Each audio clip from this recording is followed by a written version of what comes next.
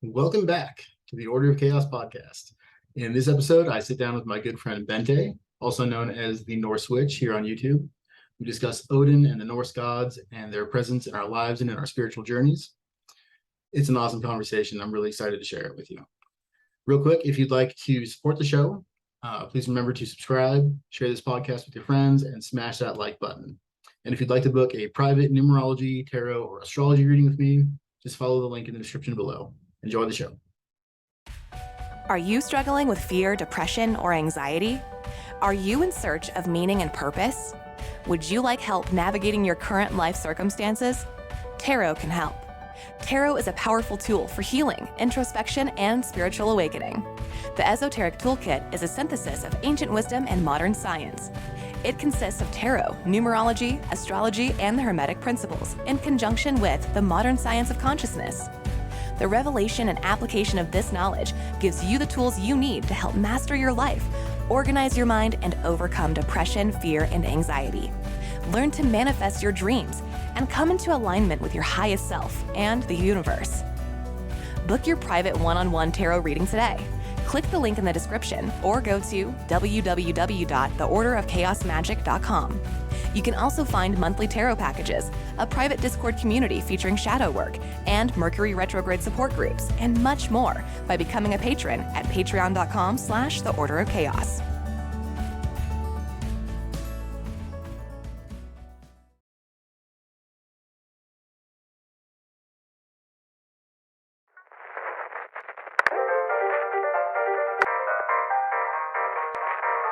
The following message is transmitted.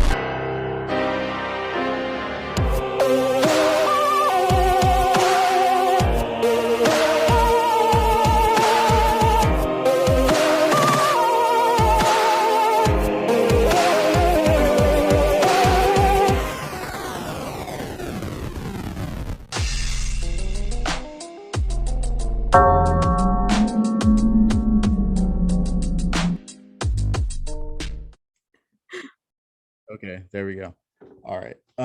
Yeah, I've done a few Instagram lives, but it was terrifying, and I started to stutter. I didn't know what the fuck I was talking about. And Oh yeah, it's just I've always been like a very like private and sort of quiet person. Yeah. no, I get it. Yeah. Yeah. I've been live once and only for my patrons, Mhm. and I thought like at least like 7 people would come because I asked them like, when are you available? When should I plan this and stuff? And in the end, 2 people attended, and one of them was my best friend. Aw. I was basically sitting there like, well, what the fuck do I do now? Nobody's here. Yeah. I have a Patreon, and I have I think like 6 or 7 patrons. One like full-time student, who that's who I pretty much focus on. But I had a Discord going for a while, and it was so hard to maintain it. Like, you know, I'm a very when it comes to typing, I can write, like I can talk a lot. It's my voice that I get nervous about, right? Yeah. But it was just the conversations would die out and people wouldn't participate, so I just deleted it. It was so, this business is hard, man. It's hard on your heart, it's hard on your fucking mental health. Oh yeah. Yeah. Oh, yeah. I'm really lucky in that like my day job is like it's a big deal to me, and I work very, very hard, and I make good money, and this is just like my like love project. I don't rely on it for income, so I don't really have to care. It's not like I'm trying would be terrifying. Yeah, what's that? That would be terrifying if you would completely depend on that. I'm also like not depending on it at all. I'm pretty lucky. I did. If I would, I mean, I'm getting stressed out about stuff on like YouTube or weird TikTok comments or whatever. Either way, and if I would have to worry about like analytics and everything like that because I'm depending on it, like financially, that would be extremely terrifying. Well, you know, one of my close friends is a pretty big YouTuber, and she's constantly in a state of like panic and terror over it. Yeah. Because until you hit like 200,000 subscribers, like you ain't there yet. You know what I mean? Like it takes a lot, and it takes a lot to get there. Oh You know, yeah. my show only has like 1,000 subscribers and like another few thousand on Spotify. Like we're small. It's fine. If it grows, cool. If not, cool. It's all good. I just do this because I want to have interesting conversations with people, because I'm a remodel contractor. I work in construction. Nobody around me wants to talk about spirituality. Same. I'm a software developer and same. Yeah, like they're just like, what is wrong with you? Okay. Anyways, so I'm doing the show a little bit differently than I used to. I used to do an intro like live, like, or not live, but like here with you here. And I've decided not to do that anymore. I'm gonna do the interview and then go back and re-record an intro, and then my editor puts it all together. That way, Okay. I feel like after we have the conversation, I'm able to articulate what it's going to be about a little better than I could Yeah. beforehand. And I tend to fuck it up and do it a bunch of times. So Less stressful that way. yeah. So anyways, we can just like roll right into it, is my point. Like, we don't have to Cool. do an intro or anything. We just start talking. I do post an unedited version of this to my Patreon. I'll edit out this part, but like once we start with the actual interview, it'll be unedited. They get the bloopers and the shit, but there's only like 6 of them, so don't stress about that. and also, if there's anything that you want to be like, hey, I don't want that in there, of course I'll take it out. Yeah, okay. I can't. They will get your patrons will get all of my stuttering and stumbling over my words. It's fine. They get mine, and sometimes, and this might happen too, just so you know, sometimes I'm very, very ADHD, and I will forget what I'm talking about mid-sentence, and it'll take me a minute. And I'm sorry. It just happens. Especially recently. I'm moving right now. I'm moving across the country, and I'm trying to finish a house at the same time, and it's just like, oh my God. A lot. It's a lot. And okay. So let's just right here go into the conversation, because now I'm going to bring up Odin, because it pertains to what we were just talking about. My day job. I was really in a bad place. I made a career switch. I went to school to become an electrician after having been a chef for many years. It's the only thing I ever did, but it's not conducive to being a parent. So I wasn't sure what to do. And I went through like a lot of things, trying to figure out what I was going to do as a second career. And then I got into construction. Like I said, I went to school to be an electrician, started working as a framer, did some stuff. But when I realized like, this is not enough money. I'm a single dad. Like, this is not enough money. I did a ritual with the Norse gods, and I gave a blood offering to Odin, and I asked for the means and the strength and the courage and the opportunity to make enough money to support my kid and to get the hell out of that situation I was in. And then like, wham, it happened so fast. It blows my mind still to this day. I'm making more money than I ever have in my life, and I've learned so much.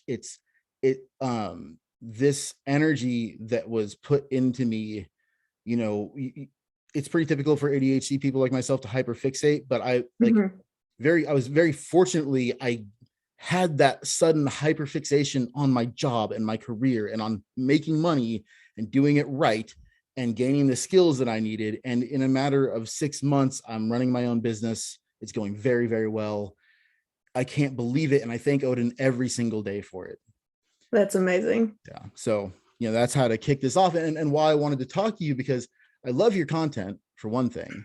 Thank you. Do you do your own filming? Yeah, I do everything myself. You're a spectacular videographer and editor. And one thing I just wanted to say, because I binged a bunch of your content today, I have in the past as well, but I love that you put music, and I love the music you choose. It really makes the videos.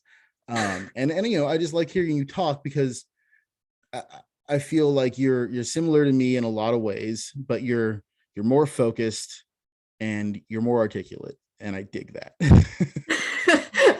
I wouldn't say though that I'm really focused, to be quite honest. Well, basically all over the place, especially when it comes to like witchcraft and paganism and my interest, like in that field, I'm all over the place. I basically want to do everything at the same time. I totally get that, and I do too. And it was difficult. We were chatting about this earlier over IG, I think. So let me explain real quick. Mhm, I am not a Norse pagan per se. mhm, I am a chaos magician, and my hierarchy of metaphysical practice goes like this. Chaos magic is the base layer. The hermetic principles are the second layer, and my connection to the spirit realm being the third layer. And that third layer now currently is in what I'd call an education process with the Norse gods. The mhm. my spirit guide, my teacher Thoth, who I had worked with for many years, one day, and it happened during a meditation. It was strange. I didn't understand at the time. It was like he just picked me up and dropped me off in front of the Norse gods and said, "Stay here." And I didn't want to. For like 2 years after that, I kept trying to get back on the path I had been on, and I kept getting bounced back. Like I would attempt to work with the Goetic spirits, and they'd be like, "No, fuck you." And I would attempt to connect with Thoth again, and he'd be like, "No, fuck you." And then finally, I started to connect to the Norse gods, and they're like, "Finally, this is where you're supposed to be right now." And then I got the explanation from Thoth that, like, I put you here to learn a specific thing. Why are you fucking around? And so that was a couple years ago now, and I've been studying Norse magic ever since. But like I said, I don't consider myself a true Norse pagan, as I Mhm. personally acknowledge the existence of all the gods in the astral realm. I don't, I'm all over the place. I'm far more all over the place than I mean, I feel like you're more focused than me. But I love eclectic witchcraft. To the true purists, I'm like, that's amazing that you can stay that focused, but like, I cannot do that. Not even close. So anyways, after that long rant, how are you? Welcome to the show. I'm so glad you're here. And Thank you for having yeah, me. yeah. Do you want to introduce yourself to the people who might not know you? Sure. I'm Bente. I'm the Norse Witch on YouTube and Instagram, and now also TikTok again. I do basically content on witchcraft and paganism, like in general. It's not like specifically on Norse magic or anything like that, because I'm not specifically only into Norse magic. I do also other sorts of stuff. um, yeah, I think if I would have to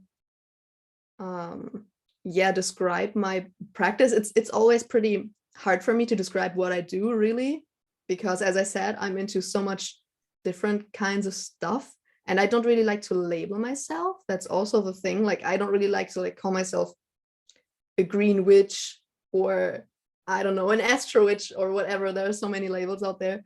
I don't really want to limit myself to any of those labels. But I guess if I had to name like 3 main interests, I would say like one big thing has always been divination for me, because that's like one of the earliest things I ever started out with.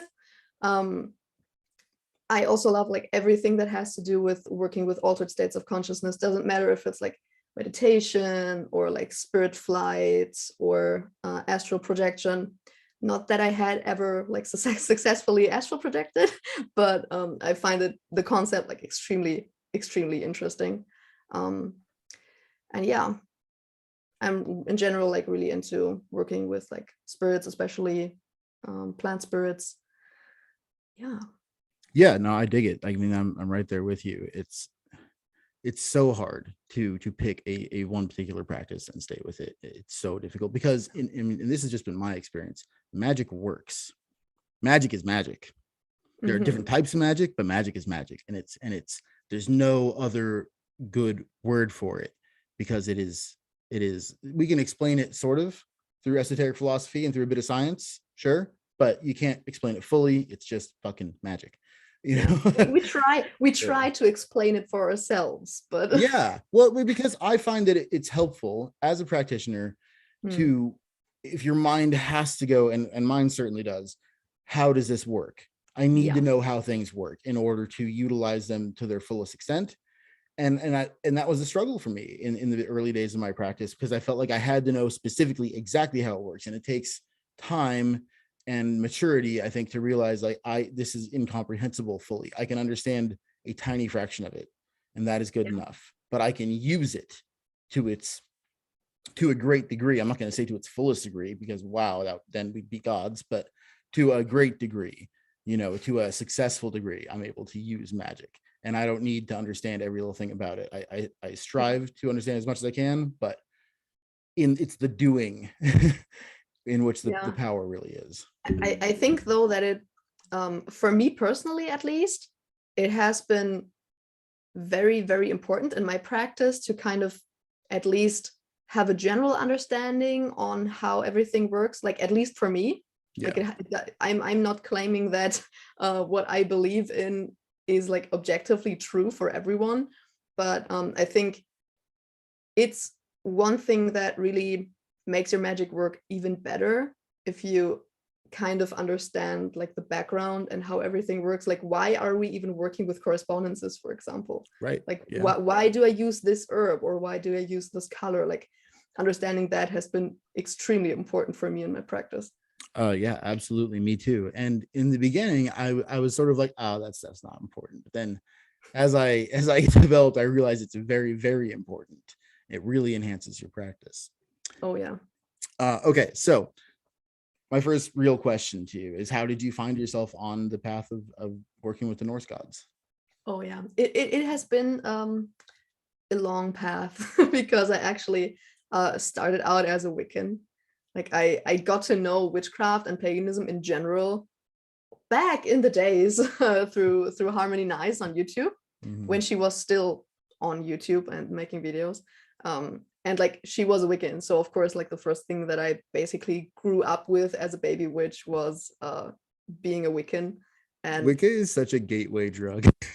It is into witchcraft though. and spirituality. It really is. Yeah, but I mean, I don't think it was a bad thing. I mean, I found out for myself that it wasn't really for me, which I think, like, now looking back at it, it's kind of funny, because the thing that I always felt like doesn't work for me in Wicca was like the whole concept of divinity. And like in the beginning, I didn't even know if I believed in deities at all, because I came like straight from like basically atheism, agnosticism to Wicca. And I was like, I don't even know if gods really even exist. But yeah, I was just always really interested in basically like the Vikings, pre-Christian Scandinavia, like the historic part of that. Probably also because I'm personally from northern Germany, which was for the longest time actually Danish, and like it is actually situated, like my hometown is where there were Vikings settled back in the days. So that's probably where that interest came from, like where that all started. And I think from that it just snowballed. I don't know whether maybe the Norse gods were like, oh, there's someone like slightly interested in our area, maybe let's just sprinkle ourselves in there a little bit. So yeah, at some point I just for some reason got interested in the goddess Skadi. I have no clue why. I basically heard her name somewhere.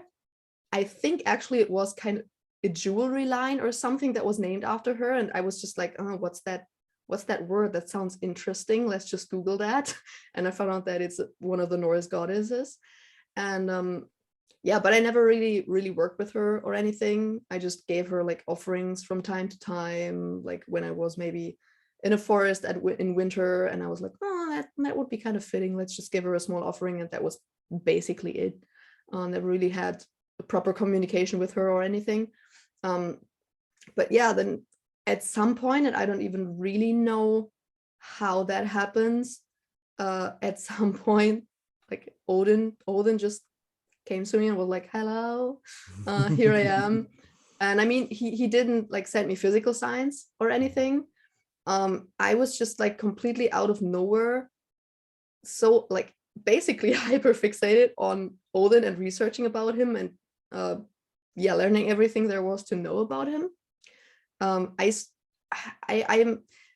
I still don't really know if I would count that as a sign, or I don't know, because I feel like for a lot of people, when they start working with a specific deity, it's because they get completely out of nowhere, like extremely interested in that deity, and they can't really explain to themselves why.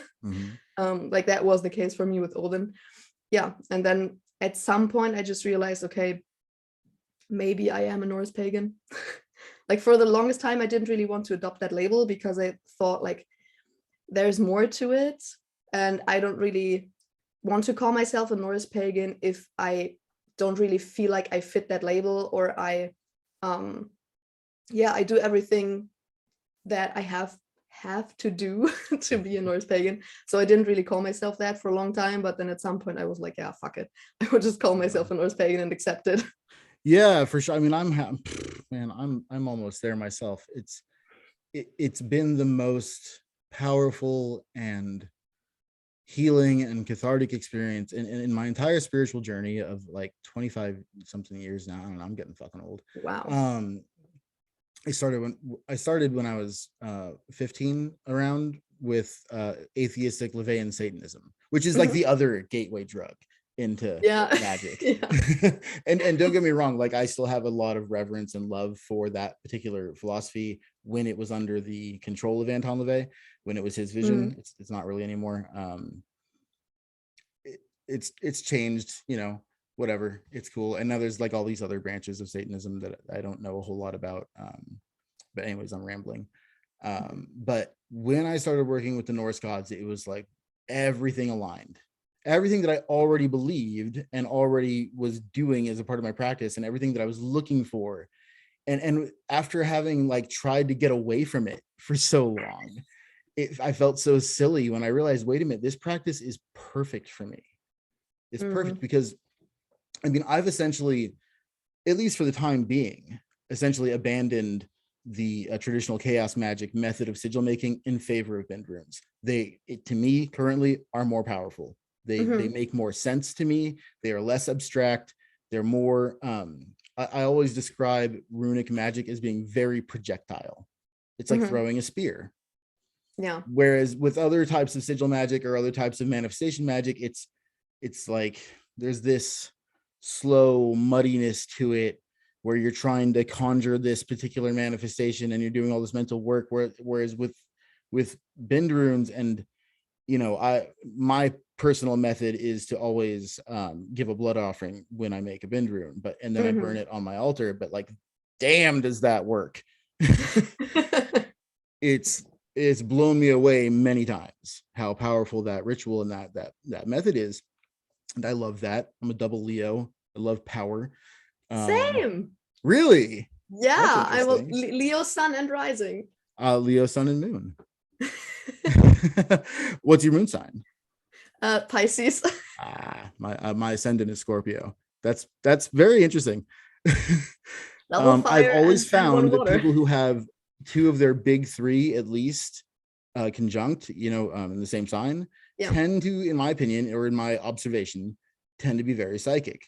And my what I think about why is that what I tell my clients in tarot readings, if we're doing astrology, is that you've got these, we call them the big three because they're the most prominent influences on you. I mean, your Mercury is very important too. Don't get me wrong. I'm not saying the other ones don't matter. I'm just saying like these may be the three loudest voices in your head, right? And when you can get them to agree with each other and to align, now you're more powerful. So let's say you're a double sign, it's a little easier to get there. That makes sense.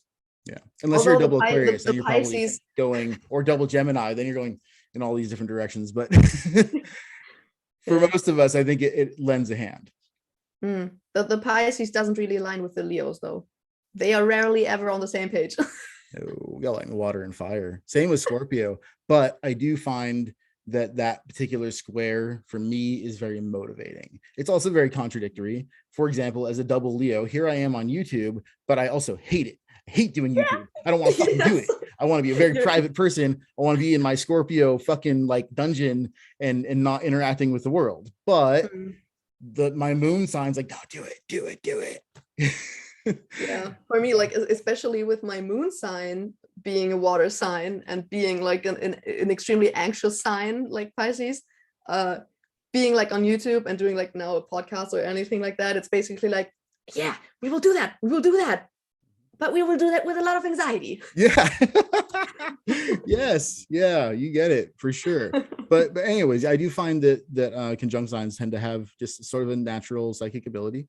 Again, that's been my observation. David Palmer, who was a previous guest on the show, also a double Leo, also very psychic. Interesting. Yeah, it's interesting the patterns we come across with the people we meet. It's very interesting, right? Mhm. I mean, I tend to meet a lot of very psychic people also because I'm looking for and attracting that. That's my realm of joy and passion in life, you know. So anyways, rambling again. I do that a lot. Same. Back to Norse paganism and runic magic. So I found for me that this just works. It works so well. And I'll say one more reason why is that, and something I love about the Norse tradition. And you know, I am fully aware that the Eddas were written by a Christian hundreds of years after the Viking Age. Okay, well, you know, it's the best resource we got. Yeah. So why go there with all the doubt, right? It's just not helpful. But something I love about the Norse myths is that there isn't this clear-cut dichotomy of good and evil. It's very mixed up. Yeah. They hang out with each other, their friends and their enemies. I mean, just the relationship of Thor and Loki. That's to me much more true with the real relationship of what we consider good and evil. They're buddies. Good and evil are friends. They tussle back and forth. They aren't really this, you know, God and the devil image that we get in the world today, which I think is not good for you. I think it's important to the mental health of the collective to understand that things are all intermingled and connected far more than you want to think about or realize. Definitely. And the North myths reflect that. I love it. Yeah, I love in general that the gods aren't perfect.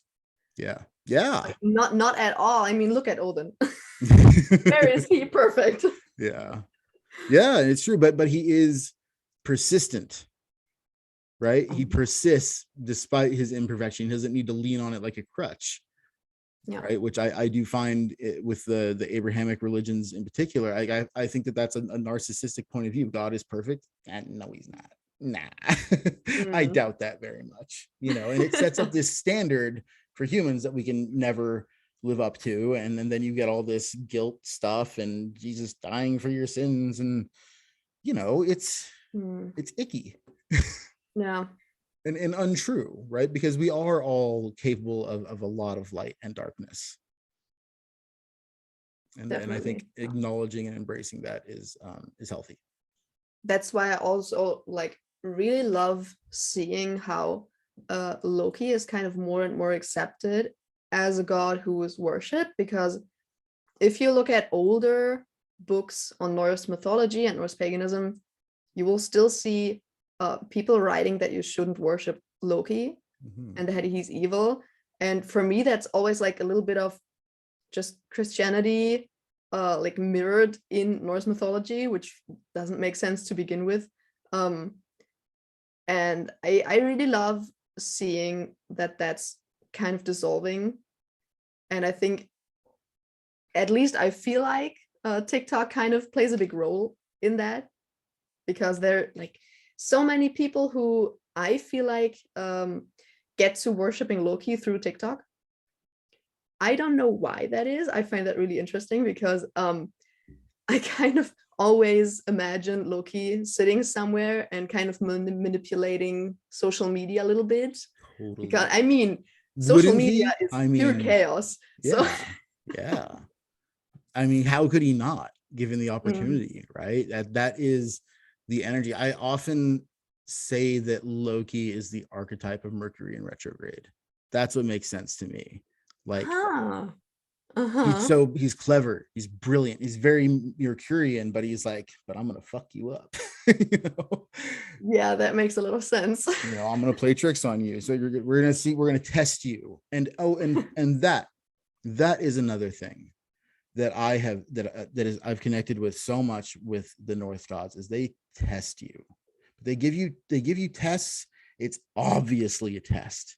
And then and because of the energy of Odin, you know, to me personally, I want to fucking pass the test.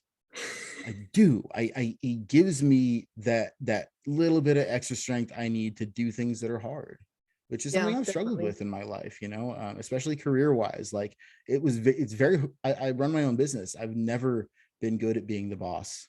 And recently I went through a very real test in that regard. And the whole time I thought of Odin, I thought of Thor, thought of Loki, Freya, and I just, you know, I got this. I move forward. Everything's cool. Fixed the problem, did what I had to do. Yeah, but yeah, they definitely like to challenge you. Yeah. Especially Odin. I feel like for me, he's always been he's not there for a long time. Like I don't feel him at all for a long time. And then at some point he will jump in and he'll be like, oh yeah, well, I have something to do for you here.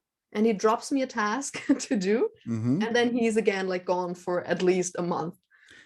And I appreciate that. And I'll tell you why, because and this is why I'm quite well educated on, but avoid the goetic spirits, because they're loud and they're in your face and they're like all around you when you're working with them. And I can't stand that because I'm ADHD. I already have enough going on in my head all the time.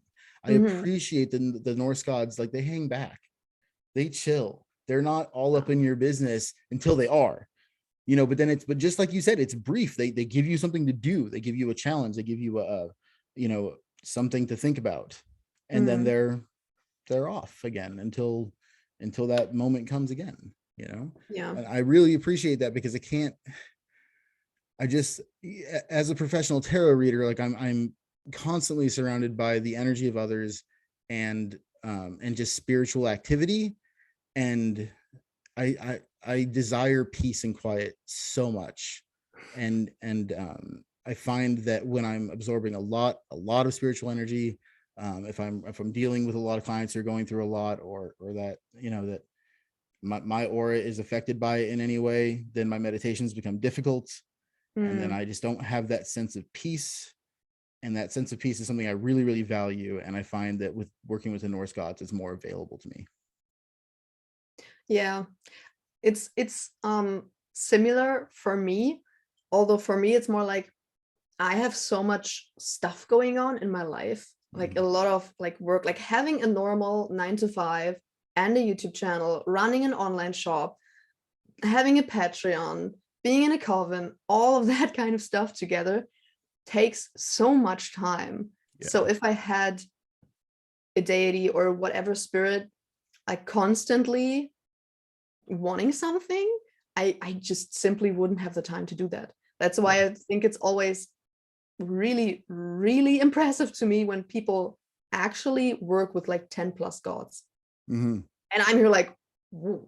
I'm already like, I already have too much to do with 3. So yeah, I do have several close friends who work with multiple gods, but they're also full-time.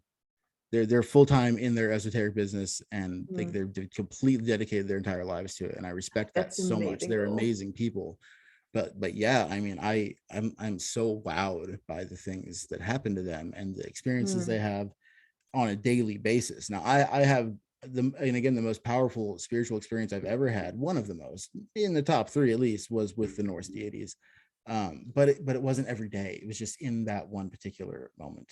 And I couldn't handle it if it were every day. I'd freak out, man. You know, I still I'm always a little bit envious of people who can actually sustain their life with being basically like a full-time witch or a full-time pagan, like having a business where they're financially stable with that and stuff like that. I'm always really envious about that because I would love to do that. But yeah, definitely a lot of work. Definitely. And I've kind of backed way off of that ever since my relationship with the Norse gods, because I feel like they let me know, like, yes, you can do this. Do it in the evenings though, and go to work in the morning and build something amazing. You know, that's what they want me to do. That's the message I've gotten. It's been very clear. go build something. And that's what I'm doing. And Like, it's literally build something. yeah, I mean, literally I'm a builder, but also build a business, build something, basically they're saying impress us, build something that impresses me. That's the message I keep getting. And that Wow. message is so motivating to me, and I'm so grateful for it. Another thing, I have so many things to say about Odin and with the Norse gods. It's been such a good experience. But my tarot readings, so I use this deck so I have so many decks, and I use them to connect to specific entities. And this is my Odin deck. It's the Murder of Crows tarot. That makes a lot of sense. So like on point, so accurate. I have other decks that are a little more vague. I have decks that like to speak more through art and through like, you need to contemplate this. But with this deck and with speaking with Odin, it's like boom, boom, boom. This is how it is. Do this period. Yeah. Do you feel like quick question?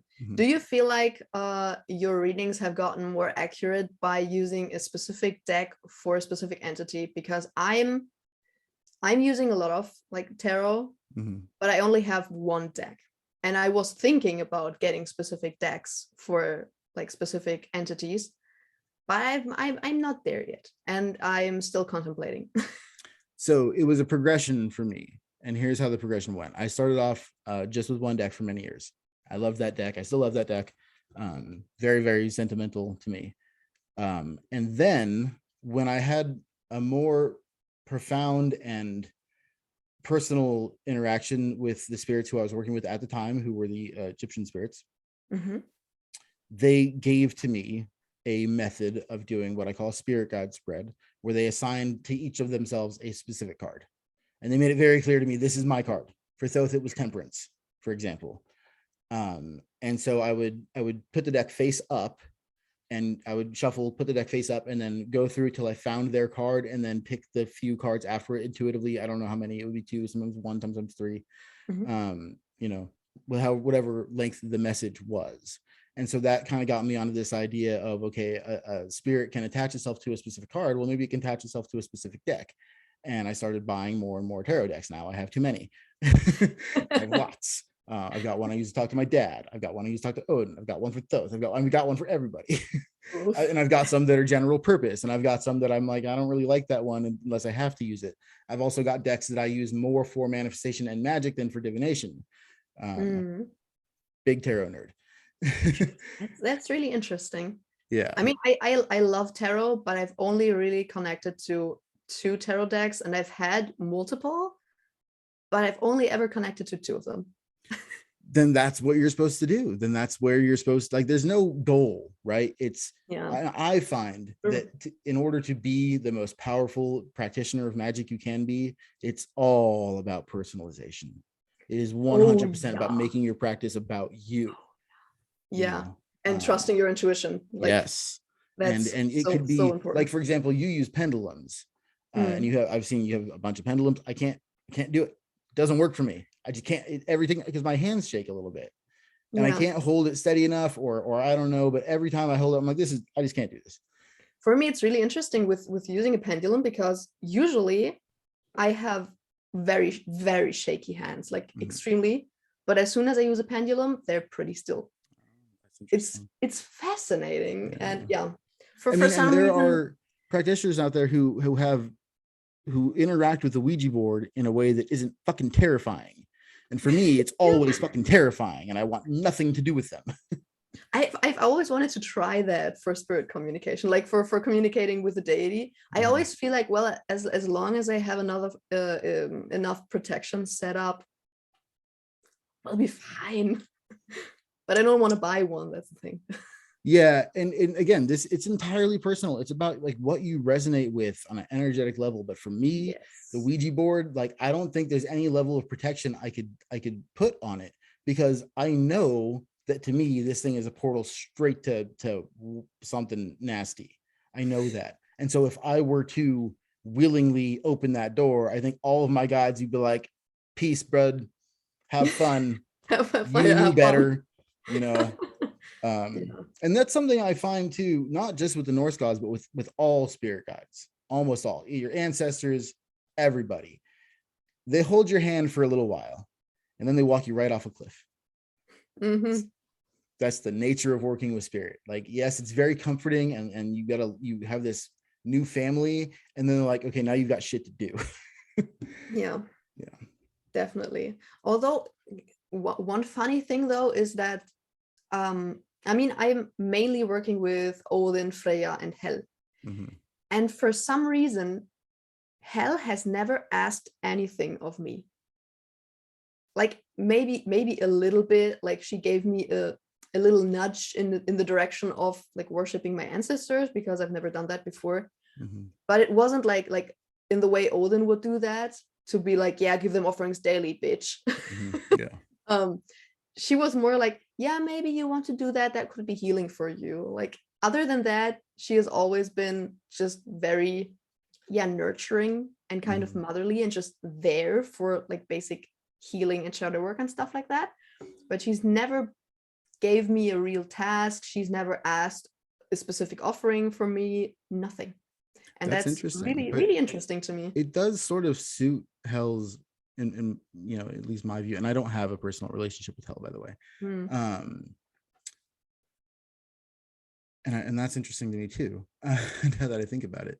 But maybe that's just in her personality, is to be like the hanged man, like just, you know, she watches, she's interested, but doesn't interact so much. And from what I understand, just, and this understanding comes from YouTube, don't get me wrong, like I watch a lot of Arth Heger. I think he's amazing, very educated on the topic. So I'm not just like watching TikTok here, okay? I'm you can do real research on YouTube if you try. But from what I understand of Hel, her real role is not like this devil, or she's not as malicious as Loki's other children. Her job is to watch over the dead. Yeah. And to be sort of like a motherly caretaker to them, you know, not in the I'm going to baby you all sort of sense, but like, this is my realm, I'm in charge here, I'm going to watch over you all. And also that Hel as a location within the Norse tree of the Yggdrasil. I can't believe I say that's going to edit this. You know, so anyways, Hel on the tree on Yggdrasil is not some place of torture. It's just a place where you go if you don't go to Odin, if you don't go to Freya, if you know, it's for everybody else. Yeah. And that for the when you're basic there, people, it's like a continuation almost of normal life, just in another place. And that's something I find very interesting. Again, like I like that the Norse system doesn't come with all these punishments, and it did for Loki, but not so much for humans, you know. And I think that that's interesting. And I also am very fascinated by and terrified by Fenrir and Jormungandr. I had an interaction with them as well, and it was very dark. Interesting. I've never had any interactions with them at all. I feel as though I can connect to both Fenrir and Jormungandr in the sense of my anger and my trauma. And these are things I really dealt with as a kid, like anger and trauma and blame and shame and just being pissed, just rage that I had after my dad died, and things were, you know, being a teenager, right?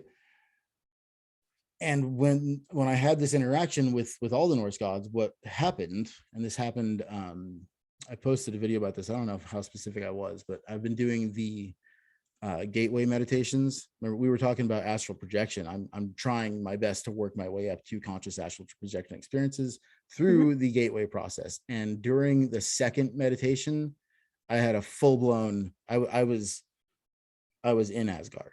I was there. Full-blown interaction with Thor, Odin, Loki, Jormungandr, and Fenrir, in which Odin essentially showed me, you don't have to indulge this side of you anymore. You can put it away. It's fine. Everything's going to be okay. And it was like life-changing to me.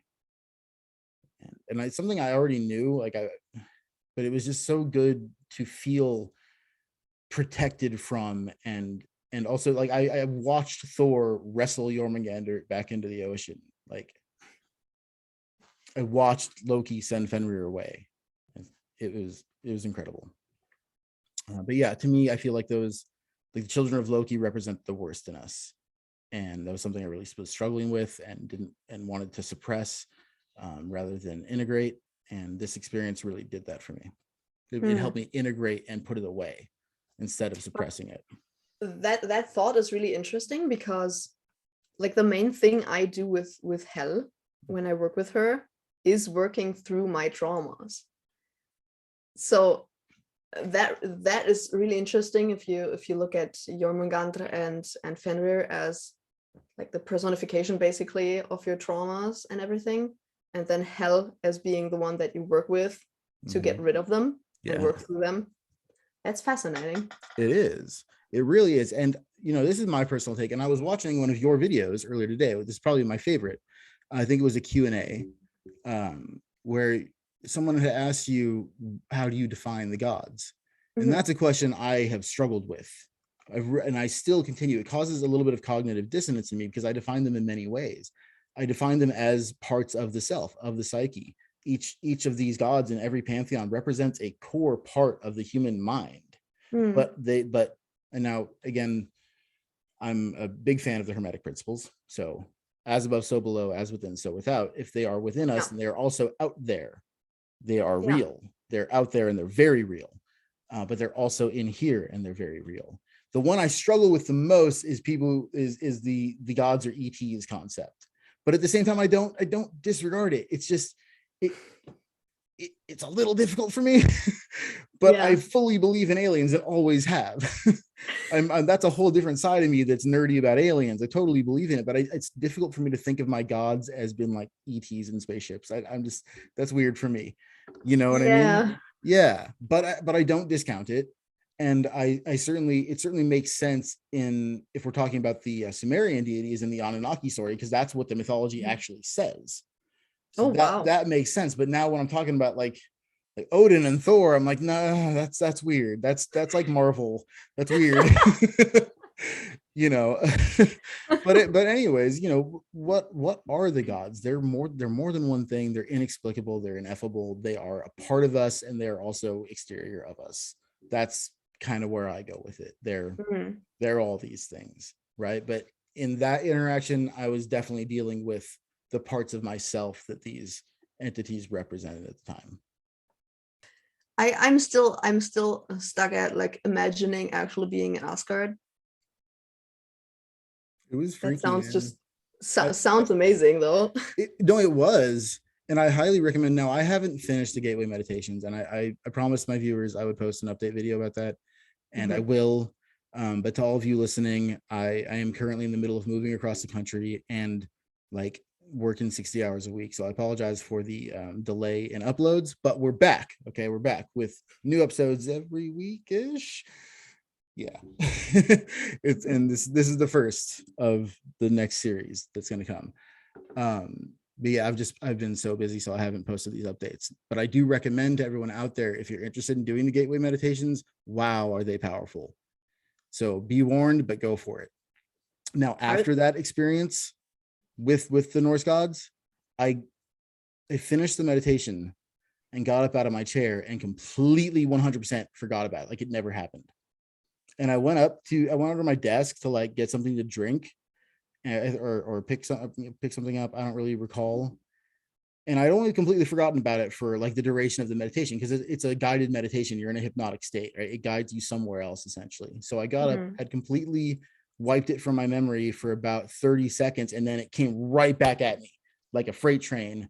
And I started like shaking and fell over. and it was gnarly.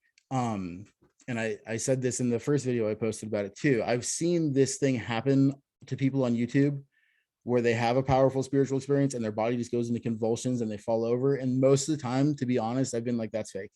I don't believe you. And then it fucking happened to me. Yeah, if that just never happened to you, then yeah. Like, what a weird thing to just fall over and start shaking. But like I could, but the point was that as that was happening, I could feel the trauma leaving me. They Wow. ejected it from my body. That's It was amazing. insane. Yeah. That really is amazing. Now I want to do these meditations. I highly recommend if you're spiritually adventurous, go for it. Like, I mean, be warned, this is how it went for me. It was a very powerful experience, but I'm not, Hmm. I'm an adventurous person. I think being spiritually adventurous is one of the greatest gifts you can receive in life, is the instinct to do these kinds of things, because Yeah. I cannot imagine going back to life without the deities, because I practice atheistic magic for like the majority of my practice. Hmm. And then I figured out, wait a minute, because my spirit guides just said, hey, we're here. And it was terrifying at first, but it's undeniable to me.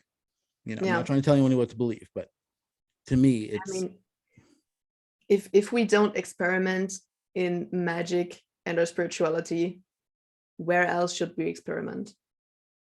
I think that's maybe that's a hot take, but I feel like something that's really lacking in, I would say, modern witchcraft and magic is the experimentation, because a lot of people basically, yeah, they might write their own spells and maybe use like correspondences, whatever, but they will look at books and I don't know, look at Scott Cunningham's, what is it called, Encyclopedia of Magical Herbs, and look at the herbs and just pick them from the book and use them and pick some colors and whatever, and just do it, or just do a spell straight from the book and do it, but not really experiment and really think about why does it work, or why didn't it work, and then maybe do the same thing again, repeat it but slightly different,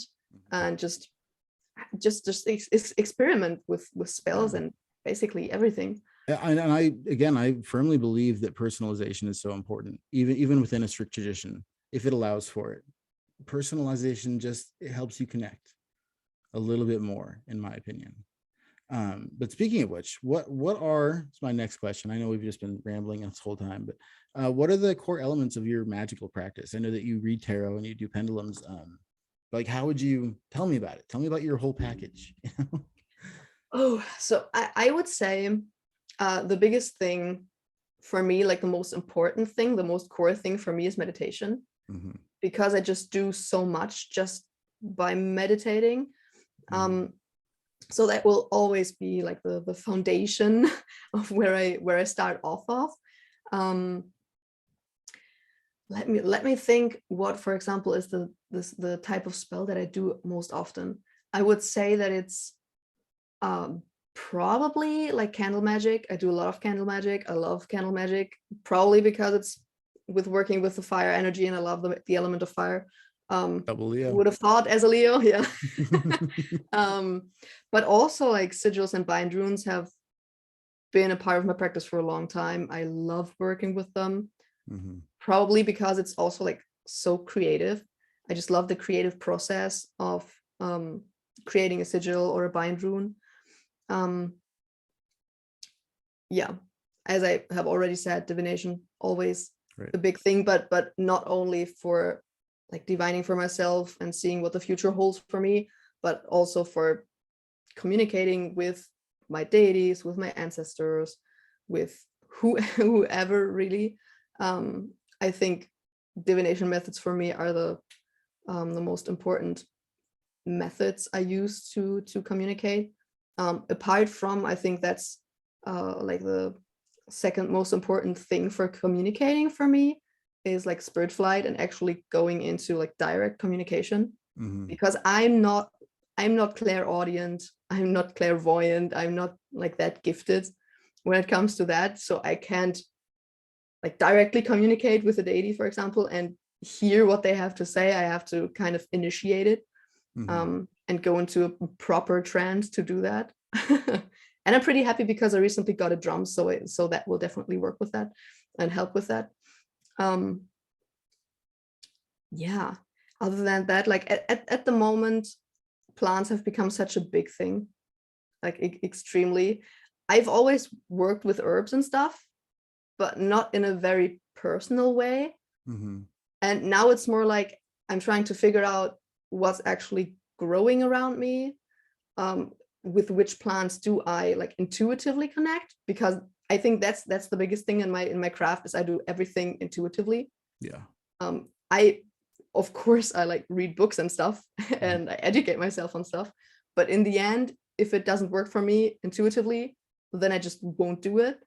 And if something intuitively works for me that I have never read anywhere, I will still do it.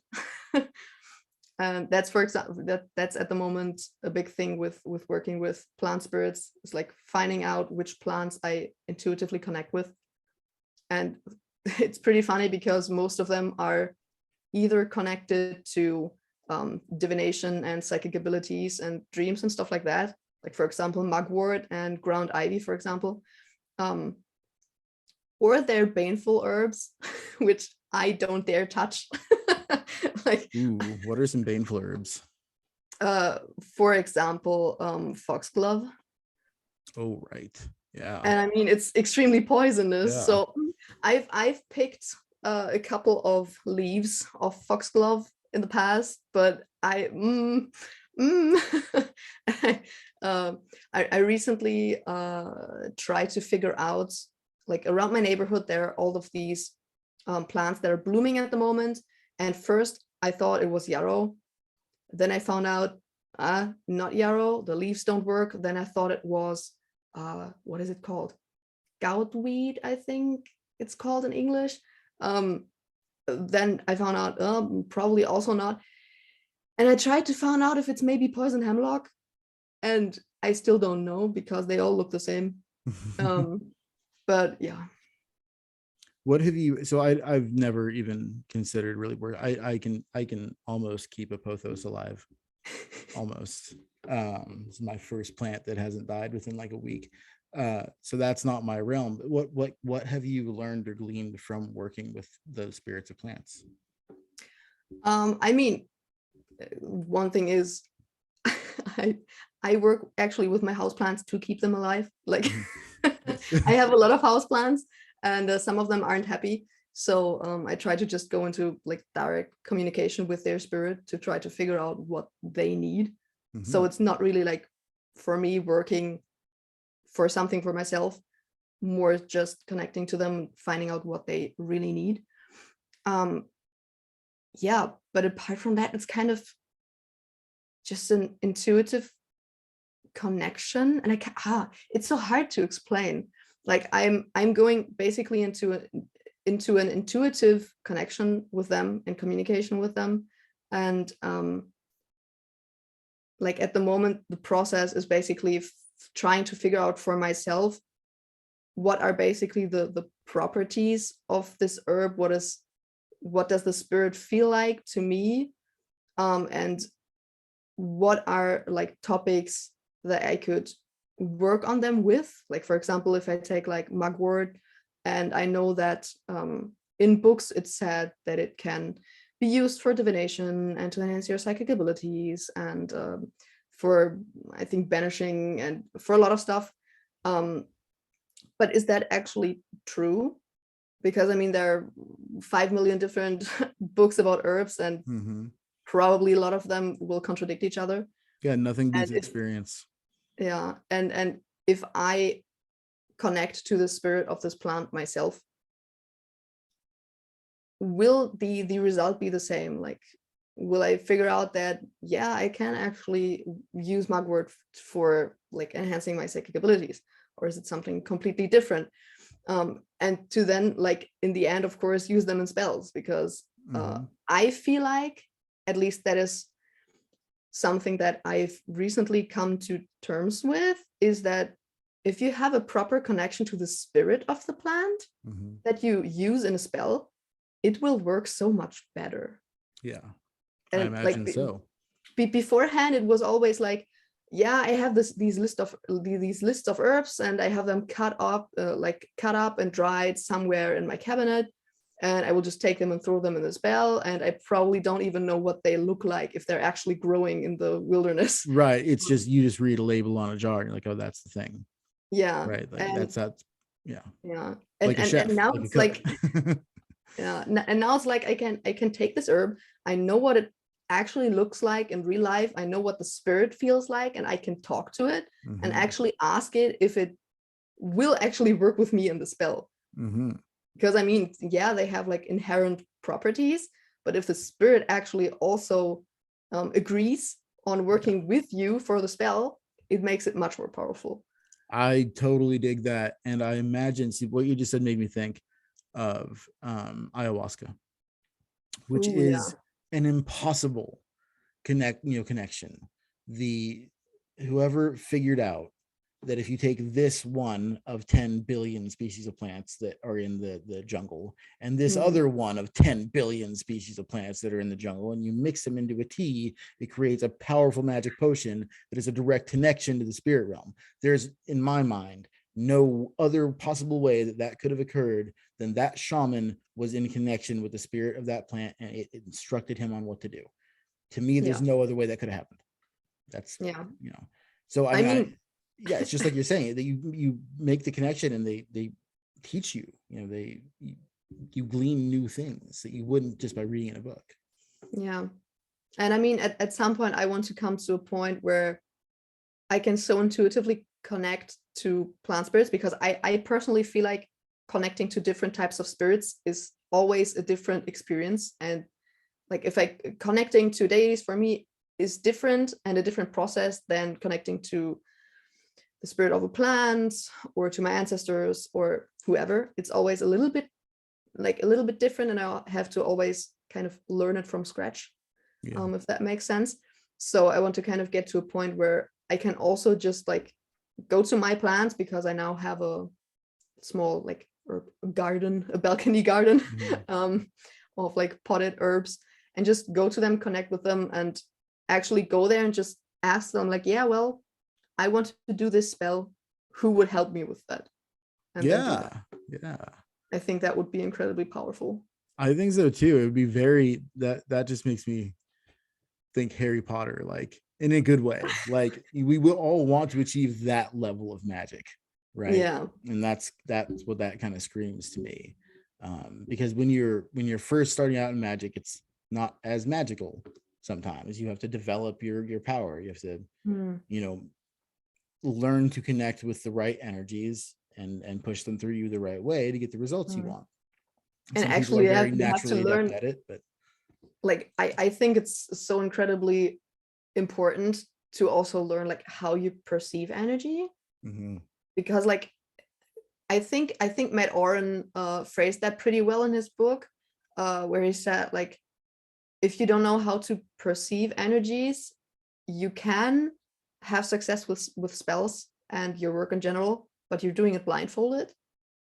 Yeah. I think it was in his book, if I remember that correctly. But yeah, it can work, but like actually perceiving the energies and kind of feeling what you're doing, actually knowing what you're doing, makes it much more successful. It does. I actually interviewed Matt. That's that I haven't posted the episode yet, but that'll be the next one I post. And then Cool. this will be the one after that. Psychic Witch is, in my opinion, I mean, far and away, and I already geeked out all about this all over on the last episode. I couldn't believe I got to speak to him. But in my opinion, it's the best book on I'm magic jealous. ever written. It's unreal. It's so good. Yeah, It's so it's concise. one of my favorite Yeah. books ever. Absolutely. I recommend it to absolutely everybody. Like this, it's Yeah. not only a great place to start, even if you've been practicing for 20 years, read it. It's so good. Yeah. Yeah, he's incredible. Okay, I'll stop. I geek out. He's but yeah, he's exactly right. Learning to, and this was another question that was posed to you on the video I was watching today. Actually, it's, I think someone asked you, how do you tell the difference between intuition and paranoia? Well, it's learning to perceive and discern energy, because they can feel like the same thing, but when you hone in on the subtle differences, like I find that intuition always comes with a sense of confidence, Oh whereas yeah. paranoia, that there's a little bit of falsehood there. You can feel that Lokian energy that trickster energy with your paranoia and that fear that it's not necessarily real, right? And in that moment you kind of have the choice to say, okay, now I know what this is, or to let yourself fall to it. And if you let yourself fall to it, then at that point, that's where you are. For me, actually, it was really important to kind of figure out how I feel things physically, because like I would say the one psychic sense that I have that's kind of developed is like actually like physically feeling energies. And so for me, I feel everything. I'm like hypersensitive in general. Probably because of my Pisces moon. So in general, I feel like everything. I feel my anxiety exactly where it is in my body. I just feel everything. So for me, it was very helpful to just figure out, okay, where do I feel my intuition in my body? Like, how does it feel like when I intuitively know something? How does it feel like, for example, like sometimes when I communicate with a deity and I only have a yes or no question, I can do that intuitively. I don't have to use my pendulum if I don't have it, for example, at the moment. And like figuring out how does a yes feel and how does a no feel. And for some people, they won't even feel it. But I personally believe that everyone has some kind of psychic gift. And everyone just has to figure out which one it is that works best for them, and to kind of practice with that and figure out like how to use it. Yeah, this is something we can all do. Just like anybody can go to the gym and get stronger, anyone can develop their psychic ability. It's something that's a built-in part of us. You have a wireless receiver in your head called your pineal gland, and I won't even get into all that right now. There's plenty of that on YouTube already, but it's a real thing. And we have this extrasensory perception. We've just, for some reason, and we're the only period in human history that's ever done this. We've just been like, nah, I'm not interested in that. Fucking weird. I mean, literally every other age of man had a powerful connection to spirit. And that's not to say that there are many cultures on earth now that do, but we're in this weird void null zone with the collective consciousness where there's so much atheism out there. And I think that it personally, not trying to offend anybody, but personally, I feel that atheism is both a symptom of and a cause of despair. It's hard. I mean, to believe that there's just nothing out there and that you don't matter, that sucks, in my opinion. Yeah, that to me, like now as a Norse pagan, looking back, it kind of feels empty. Like looking back and trying to remember what it was like being an atheist, just, I don't know, it's kind of sad. No, for sure. It was a period of time when I was deeply depressed, is when I was very atheistic. I didn't believe in anything. It's atheism and nihilism are not so dissimilar, to get into Nietzsche, right? But I wanted to go back. Sorry, I'm going to stop apologizing for rambling. I'm just going to do it. But back to, I mean, I do too. I happily ramble with you. So okay, cool. But so back to plants and plant spirits. That's another aspect of Norse paganism that just really worked for me, is that it's an animistic viewpoint. Animism is to me an obvious and observable truth. To me, everything is alive, everything is energy, everything is consciousness. That makes the most sense to me of any other possible theory, even on a scientific level, right? Like consciousness to me is the fundamental substance from which matter springs forth. And so all matter contains consciousness and is contained by consciousness. And that's built right into the Norse system. So again, it was like, wow, this is just home for me. Same thing with runes. Now, prior to working with the Norse gods, I was even in my logo, I was very into sigils, and I still am. But when I discovered runes and bend runes, it was like, this is the thing. This is it, because it's just the right blend of a system that already exists and one you can really play with. Oh yeah. And what I always feel like makes bind runes so powerful for me personally is that, I mean, when I personally make a sigil, I mean, there are so many different ways of making a sigil, but a lot of the times I go with the, like, write down your intention and then cross out the double letters and everything, and then like kind of work with the letters. And the thing is, like, if you work with runes, you're not just working with a letter, because this letter has so much power in it already.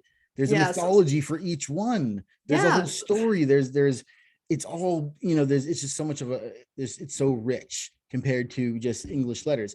Runes are more akin to Japanese symbols. They have a meaning, they have a correspondence, they have there's a deep, I don't know that much about, by the way, about Japanese writing, by the way, but I understand that there's a lot to it, to each character.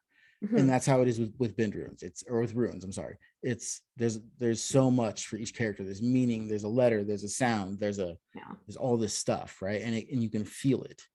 Each rune has such an individual energy, and just I feel like the runes themselves have a spirit. Yeah. So you're basically weaving spirits together in this one symbol, and it's like, it makes sense that it's more powerful, because you're not basically just throwing like empty symbols together and like imbuing it with your intention, but you already have like all the energies and the spirits from the runes, and then also putting your intention on top. Yeah, like I said in the beginning, I find that runes are just this incredibly projectile kind of magic. They just go at the target and do their job. Also for protection. On my altar, I have a black mirror, and Odin has appeared to me in that mirror. But I understand that a black mirror can be a dangerous tool if you don't use it correctly. And a lot of people will cover theirs when they're not using it. What I did was I flipped mine over, and I, this is like a kid's art project. It's great. I put some glue on it, put some sparkles. No, not really. I put salt, and I painted Thurasaz, a double Tiwaz and another Thurasaz, and nothing gets through that barrier that I don't want. And it's been really incredible, because I know that things have been like, I've felt energies on the other side of that mirror wanting to come through, and they can't. And I love it. And I mean, probably with the Thurasaz energy also in there, like, even if they try, they will get fucked. Yeah, they're gonna get whacked back by Mjolnir. It's like it's incredibly powerful magic, and I, it's just that double Leo in me. I love the power of it, and that's really what runes are. Because they're not. You can and should meditate on the runes and their meaning, but let's say tarot cards, for example, are more symbolic. There's a lot of symbolism happening in any one particular card. So much to ponder, so much to consider, and the imagery. But with runes, it's a shape made of straight lines. It's just straight lines. And in the practice of sacred geometry, when we're talking about straight lines, we're talking about very male energy instead of curved lines, which would represent female energy. Again, projectile, powerful, like attack energy that you get from the runes. And they're incredible. And then of course there is, like I said, meaning to contemplate behind each one, but it's not overly complicated. The funny thing for me was with the runes that I started, or I wanted to start working with the runes right away when I started out as a witch.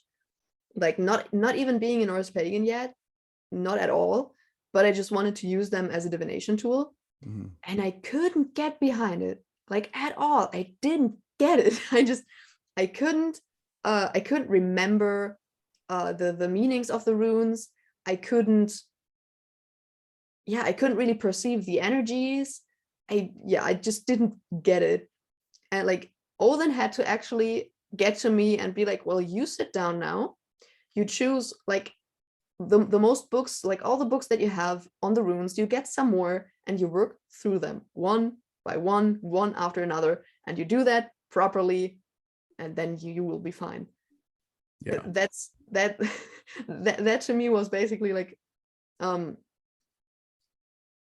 how Odin does stuff. Like, it's not easy work, but it works. Yeah, and he also doesn't now give I you get the runes, and beforehand I was like, what the hell am I doing? I have no clue. And it wasn't a fun journey getting there, because I wasn't allowed to read any other books apart from the rune books.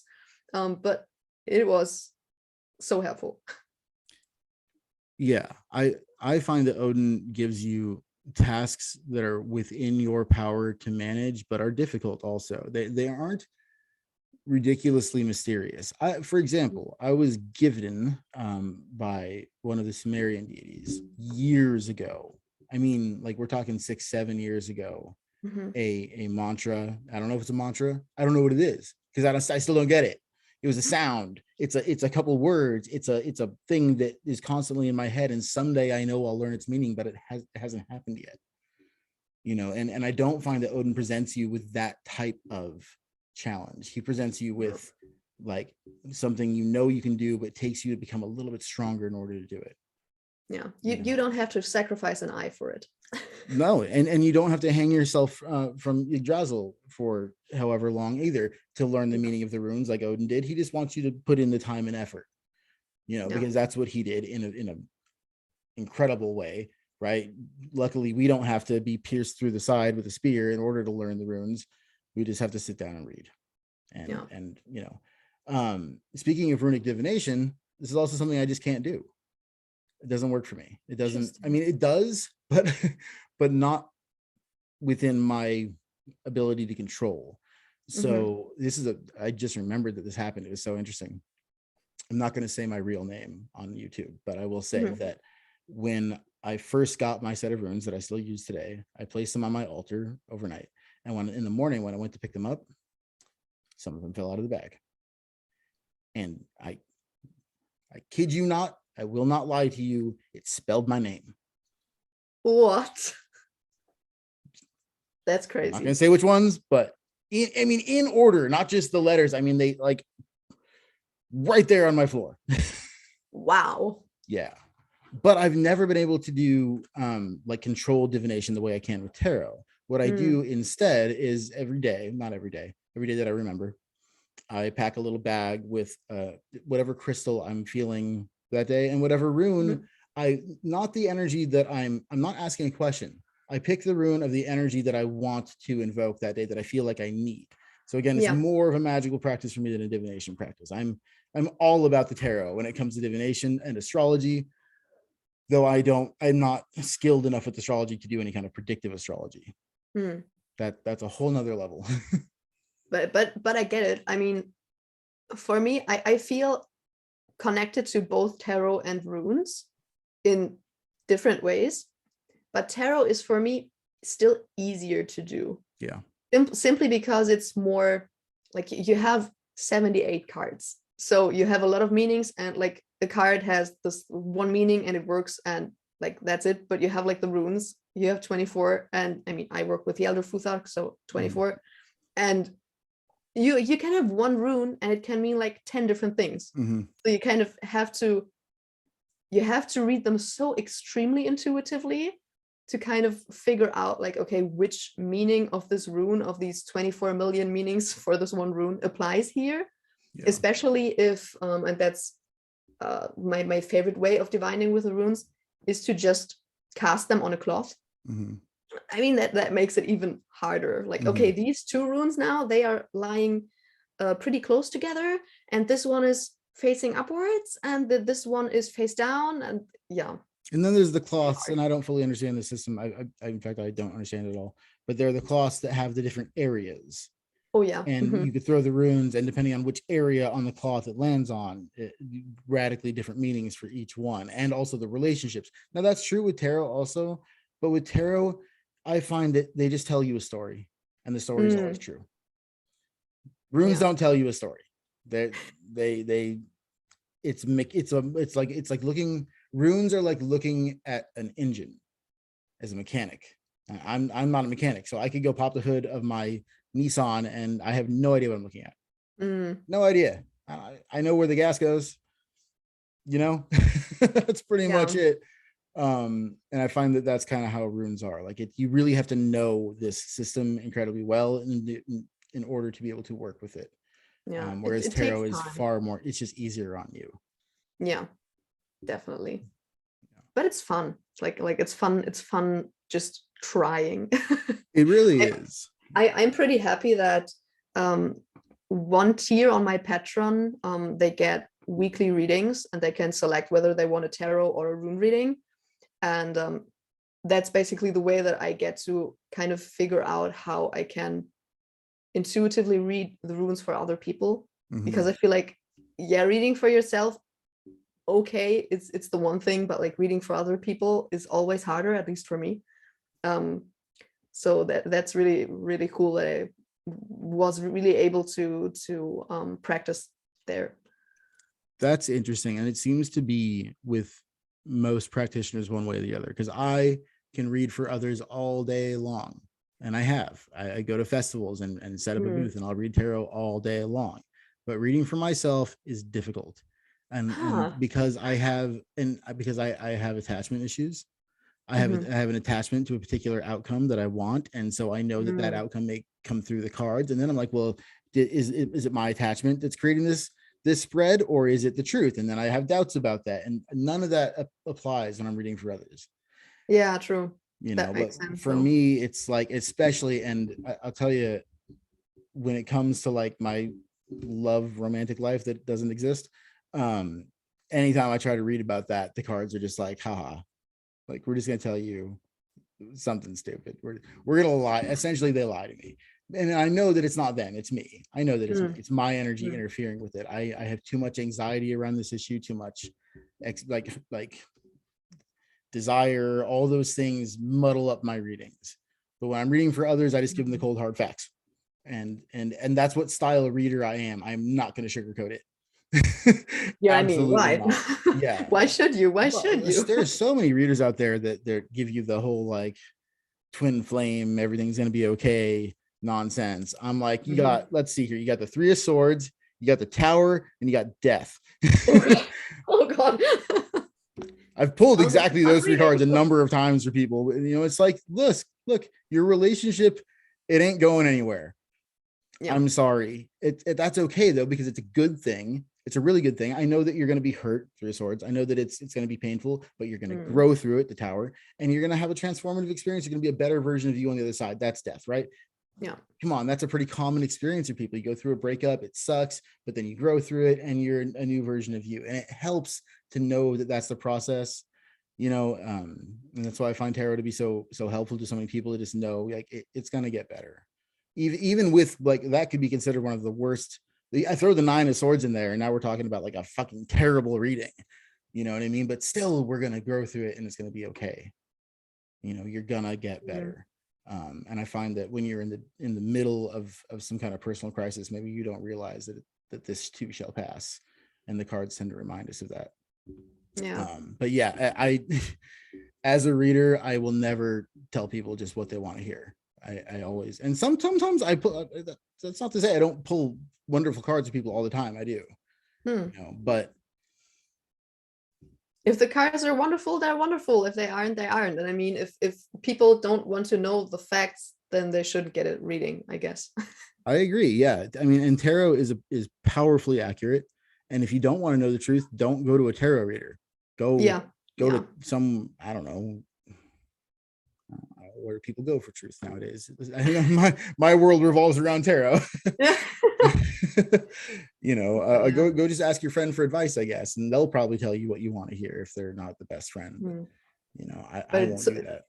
It's funny because that reminds me of I guess my first experience with anything concerning spirituality, because I remember as a kid going to a toy store with my mom and buying a tarot deck, random, completely random, never was interested in anything like that before. There's just, I mean, also like how chill is my mom that she just bought her kid a tarot deck, because I couldn't have been a teenager yet, because as a teenager I didn't go to toy stores with my mom.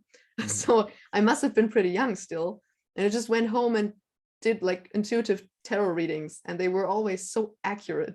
So you were called to at a young age. Yeah, but I dropped it like very, very quickly, and I don't know where the deck went. but it still must have put the spark into you. Like Yeah. it made that connection. And I think all Yeah. practitioners, most practitioners probably go through something like this, because I went through a period of like 6-7 years where I just had no practice whatsoever. Nothing. But I will never forget being 15 and walking past the local bookstore on Pacific Avenue, where I'm from, and just like feeling magnetically, like I uncontrollably pulled into the bookstore, into the metaphysics section. And I had never even heard the word metaphysics before. I had no idea what it meant. I had no clue. I just was like, I'm going there. And there I was. And then I realized, oh, this is magic. No shit. There's actual books about like real. What the fuck? Like, and Yeah. it blew my mind. And it was a crazy, weird experience, because I was like this ridiculous teenager and I didn't read books. I had no interest in anything other than playing guitar, zero interest in anything else. And that day, all of a sudden I had a new interest and I had no idea where it came from. Yeah.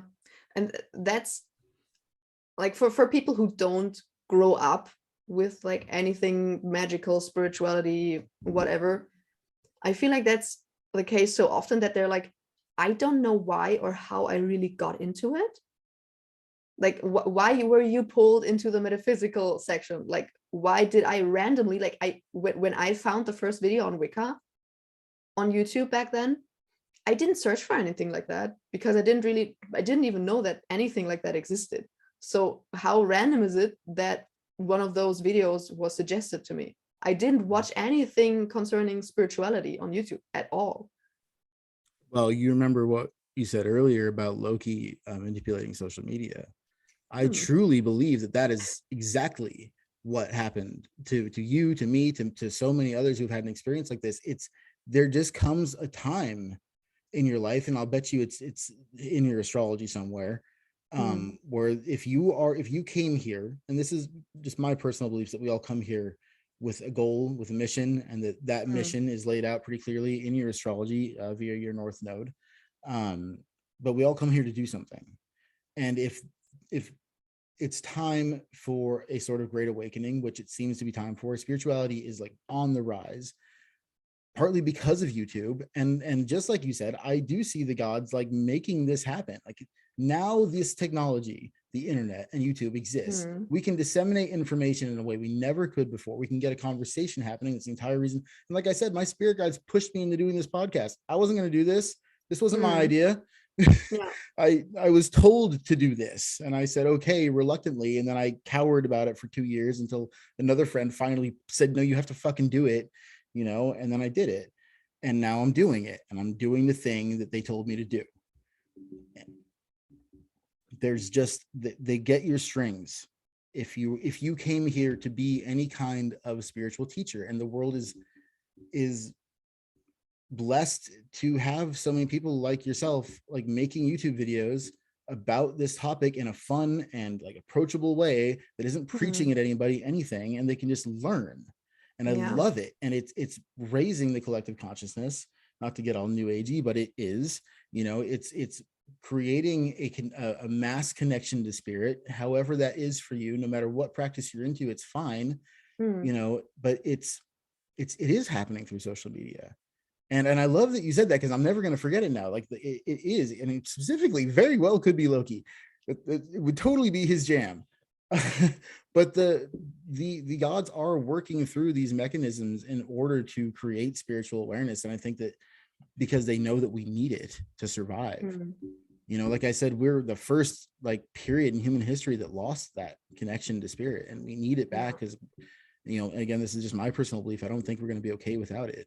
I think we're going down a very dangerous path of transhumanism and like just a total lack of empathy and understanding and awareness of the connectedness of all things, of animism, of life. We're moving further and further away from it. It's dangerous. But also I believe the other way around. I believe also that the gods need us to worship them. I believe that like this whole relationship between humans and gods is like bidirectional. Like we don't just need them to kind of guide us and like challenge us and whatever.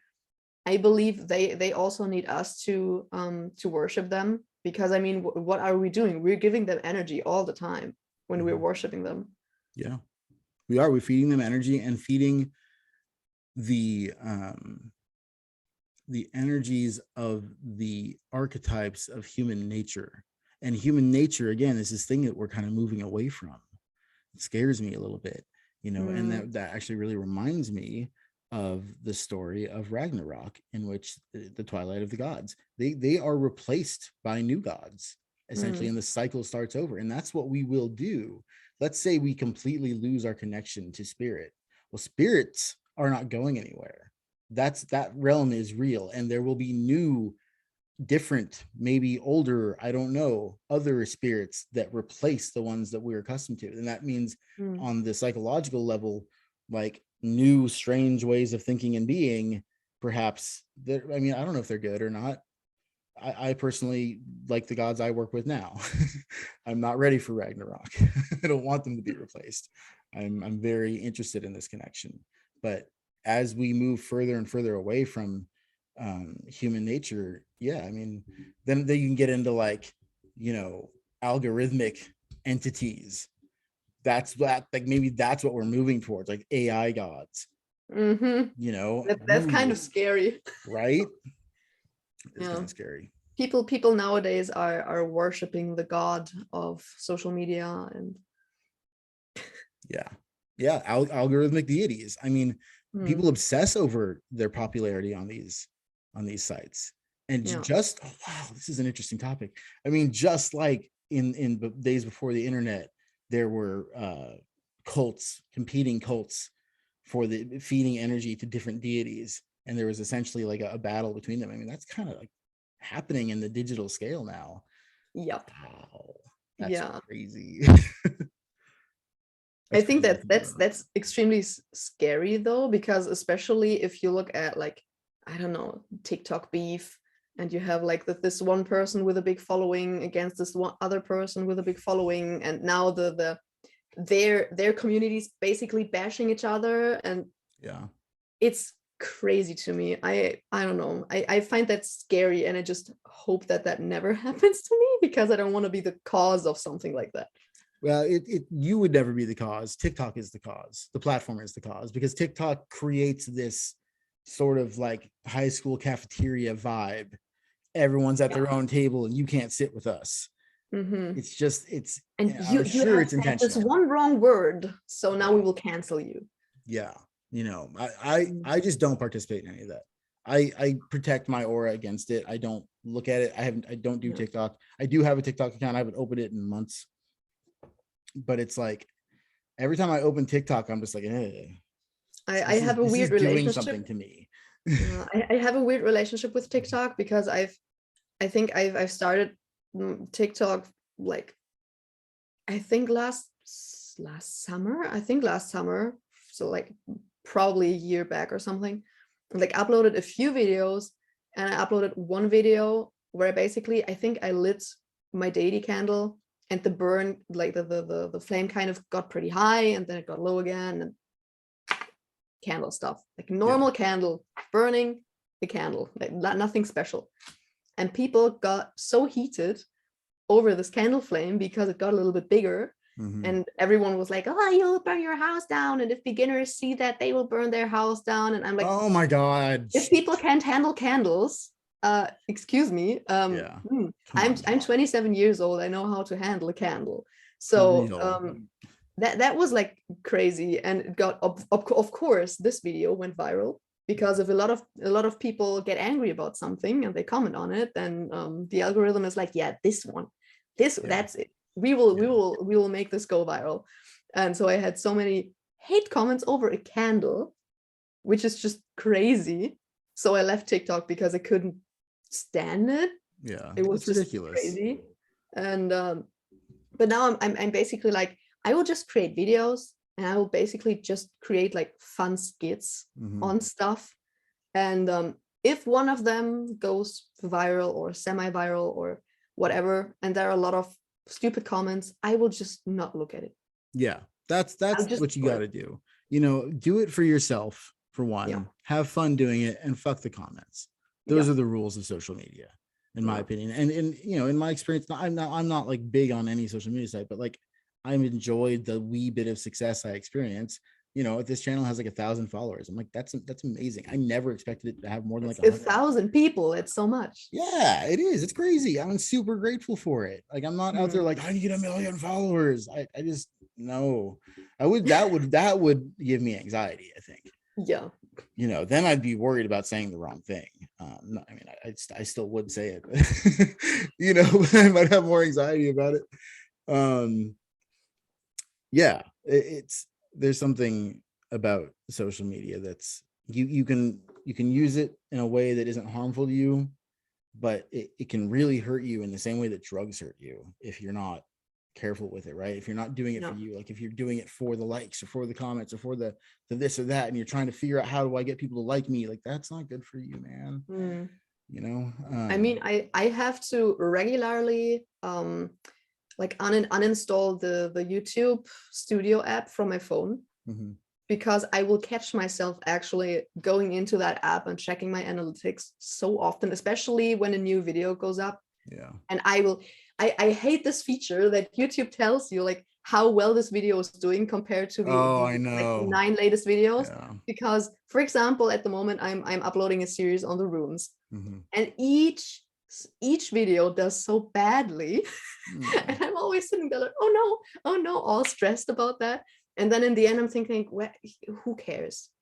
It's like, because it's educational content. People don't want, I mean, there are people out there who want it. That's what I'm always looking for. But most people are more interested in personal stories and you know, human interest stuff. But when it comes to like the nitty gritty of doing magic, it's harder to get people to pay attention. They want to talk about it, but they don't want to put in. I'm not trying to be mean to everyone out there. I'm not. Like, it's just that, in my opinion, if you want to be a witch, there are 3 things you have to do: study, practice, journal. Study, practice, journal, repeat. Study, practice, journal, repeat.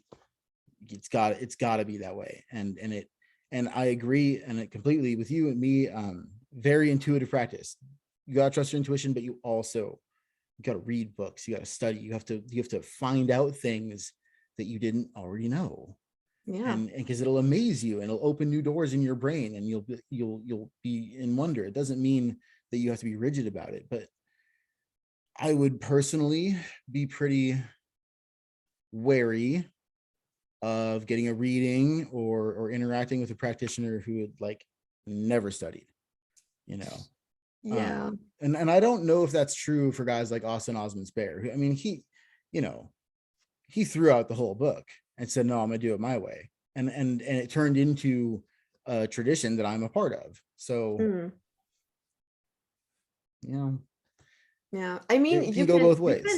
You can read a lot of books and still throw them all out of the window and do it your way. But still read them. Yeah, but read the book so you know what you're throwing out, at least. Yeah, because right? I mean, who knows what you will find? There might be so much interesting information. I mean, I have found a lot of incredible stuff in books where I didn't really expect it.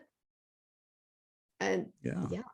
I mean, one of my favorite things, and again, this could just be my double Leo ego talking, but one of the things that I love and gives me like a lot of kind of like a boost is when I read something and I'm like, I already fucking thought that. And now I find out that that this is part of a tradition that I can now look further into. And if something aligns with me, and this is again how it went with the Norse gods, so much of it aligned with me, I'm like, wow, what else is in there that I might be really into? Maybe something new that I hadn't thought of before, right? You might find a completely new tradition that you didn't know of and that you then want to be part of. Yeah, absolutely. So cool. And find new ideas that resonate with you that you weren't previously exposed to. That to me is one of the most exciting aspects of life. Being spiritually adventurous, intellectually adventurous. These are qualities I find we're lacking in modern, especially American, North American society. I live in Canada, but you know, it's here too. People's minds seem to be like closing up like a fist instead of, you know, opening them up to possibility. Yeah. It's worrisome. Same in Germany. Yeah. If you talk to someone here and you tell them that you're a witch, or even just that you're into spirituality, they will think you're crazy, because that's like so much out of their bubble. Yeah. that ooh. Yeah. And to each their own. It's totally fine. My father, who I connect with through the tarot constantly, was like a devout atheist. And I mean, I think it's funny because I'm like, haha, you were wrong, because we were able to like connect through the tarot. And I when my son was born, like I could feel his presence, through that connection, just the understanding that there is something else out there. To me, it is so comforting and enlightening. It fuels me. I need it. I could never give it up. Now it's like food to me. It's like drinking water. And even if that's not true, like I always feel like, even if it turns out that I'm completely wrong and everything that I believe in is bullshit, who cares? Yeah, who cares? It made my life so much better. So who cares if it's not true? Yeah. Even if, the more cynical, I find to be cynical, but whatever. Even if this particular take that all magic is a form of interactive psychology, even if that's true, well, if it helps you, fucking do it. Still works. Yeah. You can't pass something off and say, oh, it's just this. There's a reason people have done it since the dawn of time. It has an effect. And it is very self-transformative. In fact, 95% of the magic I do, aside from client readings, is purely for self-transformation. I maybe 2-3 times in my life cast a spell on someone else, and it was with their permission by request. I do magic on me to change my life and make myself more of who I want to be, to have experiences like I did with the Norse gods, where they helped me work through trauma. That's what it's all about to me. But you got to understand that through these experiences, you become far more powerful, because you're cleansing yourself, you're understanding yourself, you're knowing yourself. That's true power. Oh yeah. Even just the self-reflection that comes with spirituality in itself is so powerful. If I look at myself like 7-8 years ago, before I got into witchcraft, the type of person that I was back then and the type of person that I am now, it's crazy. Night and day, right? Crazy. And I mean, even just for that, it was all worth it. Yeah, absolutely. That's where it's at. And that's 100% of the reason, well, I guess 99% of the reason I started this podcast, or rather where I started giving readings to others, is I want them to have the same experience I had, in that you find out that life is not meaningless, and that maybe you're here to do something. Maybe you're actually really fucking important. Maybe your life matters and your decisions matter. Maybe, just maybe, you are the universe experiencing itself, and there's meaning and depth to it. I want people to have that realization, because when I had it, it blew me away, and I became a totally different person. Like, I'm still me, but I am no longer the archetype of my own shadow. And I was, from like the time I was a teenager and up until at least my early 30s, I was exhibiting purely my shadow, and my light side might come out once in a while, but it would be like, no, fuck this, and run back and hide. And now I don't have to do that anymore. I can just be the version of me that I like, and I'm not worried about it. And I'm no longer hiding. I'm not fearful. I'm not angry. I'm not jealous. I'm not depressed. I'm not, like, it's really hard to bother me. And I would not give this away for $1 trillion. No. For me, it's a lot about helping other people. That's what I have found out for myself. I don't know if that's maybe why I'm here, but like I have found out through like basically every type of deity work I've done, for example, everything has kind of pushed me towards helping other people. For example, just with the YouTube channel, I don't make the YouTube videos for myself. Like, yeah, it's fun editing, for example, but fun fact, I hate filming. So I'm not doing that like basically for myself. I'm doing that to help other people. That's why I make so much content, trying to make people feel better about their practice, and trying to give like new witches and pagans some information that I feel like is kind of missing out there. And now I don't know where I wanted to go with that. We were talking about your purpose, helping people. Oh yeah, and yeah, this whole like purpose thing, that's where I wanted to go to. Like maybe that is my purpose, why I am here, and that's maybe where my whole spirituality has guided me to. Yeah, absolutely, totally could be. And I do feel that for so many of us, and I think it's important to say that I don't think that being like a psychic witch, a practitioner, a magician, it doesn't make you super cool or special. Like, that's not what I'm saying, right? It's just we are what we are. I'm a weirdo. But I do feel that many of us, let's say the vast majority even, of people who are called to practice are here as healers, because it is a healing thing. That's at the core of it. It is a healing thing. It heals. When you heal yourself, even the energy that you radiate heals others just naturally. Yeah, 100% agree. I mean, when you yourself heal yourself, and you kind of find out about like higher truths, you will inevitably kind of make other people aware of that. Yeah, because of course it's something so transformative. You will talk to people about that, you will talk to your friends about it, maybe to your family, and who knows what you will cause with that. Yeah, the ripple effect is very strong, and we need this, or because we were prior to, I mean, I don't know, right? Because I didn't, as I said, I was just in my shadow for so long. I wasn't aware of what else is happening in the world, and like there's so much I'm not aware of right now. But prior to me having a spiritual awakening experience, it appeared to me as though the world were sinking further and further and further down into just pure materialism and war, and just like, oh man, this sucks. Like, I remember growing up and watching the news, especially the last few years. You watch the news, you're like, oh my God, everything is awful. What the fuck? The world is on fire, you know? And without some kind of connection to spirit, how would we handle that? Yeah, that would be far too much stress. I mean, it's so much stress already. Yeah. But I don't know how I would have gotten through COVID without this knowing and spiritual connection. I don't know how I could possibly look at the news without having that sense that, like, I know that this is how it appears, but I also know that there's powerful forces behind it, and that at any moment I know that there's meaning and purpose to all of it. And that we will come through it. Yeah. In the end. Exactly.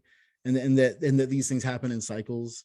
There are so many lessons in along the spiritual path, and they're so common to so many practices, where you don't have to be on any one particular path. Like, they kind of all encompass these messages about life, about afterlife, about the meaning of life, that are helpful to you. They're helpful to your ability to process the world around you.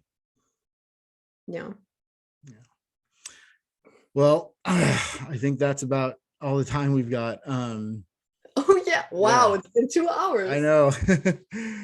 Wow. Bente, thank you so much for being on the show. This has been one of my favorite conversations. I really appreciate being here. Thank you so much for having me. It was delightful. Was actually a great experience. I'm really happy that this one was my first podcast. Yay, because awesome. it was really fun. Yeah, that's what I want, right? The whole point of this show is I just want to talk to the people who I think are interesting and like have a fun conversation. I'm not trying to do anything else. It's, it's for us too, because I feel like practitioners don't always get to talk to each other. Sadly, right? yeah. Or you're stuck in your own little circle. I want to reach out to everybody, and I have this goal of like talking to every YouTuber and witch that I come across. It's like really interesting. So again, thank you for being here, and I'm honored to have been the first podcast you were on. All right, well, I'll see you next time. Bye bye.